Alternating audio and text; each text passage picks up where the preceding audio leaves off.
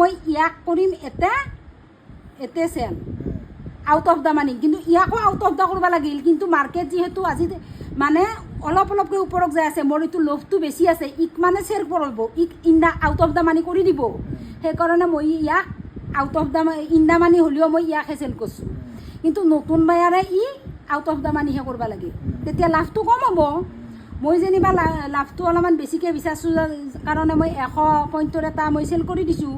কিন্তু নতুন বায়াৰে সেই 25 পইণ্টটোতে সন্তুষ্ট হ'ব লাগিব, কাৰণ আজি দাউৰাৰ বেছি চান্স নাই।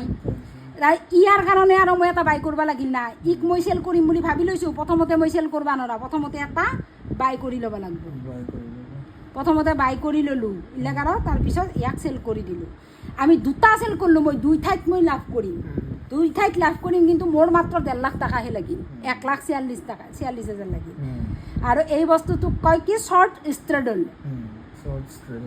আৰু কিছুমান বায়াৰ থাকে, কিছুমানে চেল নকৰেৱে।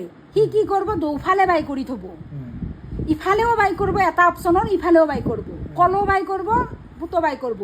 সি ভাবছে কি, যদি আজি মাৰ্কেট পুতৰ ফালে দাউৰে, মই পুতত হেৰি মানে মাৰ্কেট যদি ওপৰৰ ফালে দাউৰে, মই কল দি লাভ কৰিম। যদি তলত দেখিন বেছিকৈ নামে, তেতিয়া মই পুতে দি লাভ কৰিম।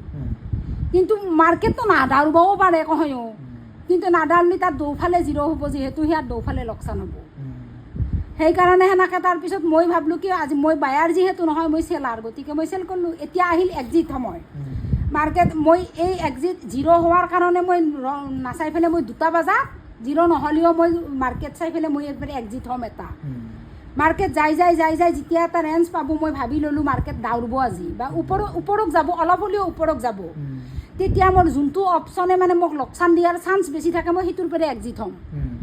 এক্সিট হ'ব লাগিলেও কিন্তু তৎক্ষণাতে এইটো মই চেল কৰি দিব নোৱাৰোঁ, এক্সিট কৰিব নোৱাৰোঁ। এক্সিট হওঁতেও ফাৰ্ষ্ট এক্সিট কৰিব লাগিব, যিটো বাই কৰিছিলোঁ মই সেইটো আগতে কৰিব লাগিব। তাৰপিছতে ইক কিনবাও লাগিব আগতে, বিকবাও লাগিব আগতে, তাৰে পিছতহে ইক বিকবা লাগিব, এক্সিট হ'ব লাগিব। যদি ইয়াক এক্সিট নকৰাকৈ মই ইয়াক এক্সিট কৰোঁ, তেতিয়া পেনাল্টি লাগি যাব, তেতিয়া এক্সট্ৰা চাৰ্জ ভৰিব লাগিব। সেইকাৰণে তাৰপিছত তেনেকৈ মই ইয়াক চেল কৰিলোঁ, ফাৰ্ষ্ট এক্সিট কৰিলোঁ, কৰি পেলাই তাৰপিছত ইয়াক মই চেল কৰি দিলোঁ। তাৰপিছত আৰু হেৰি কৰিলোঁ, এই মাৰ্কেট তাৰপিছত মই ভাবামতে গেল, তেতিয়া আৰু মই 0 হোৱাক লাগি ৰখি পেলাই 0 হোৱাৰ পাছত মই ওলাই আহিলোঁ। তাৰপিছত ধৰি ল'লোঁ 2টা বজাত মই দুটা বাহিৰ হ'লোঁ। তেতিয়া 2টা বজাৰ কিছুমান আৰু এনা বায়াৰ থাকে, এই সৰু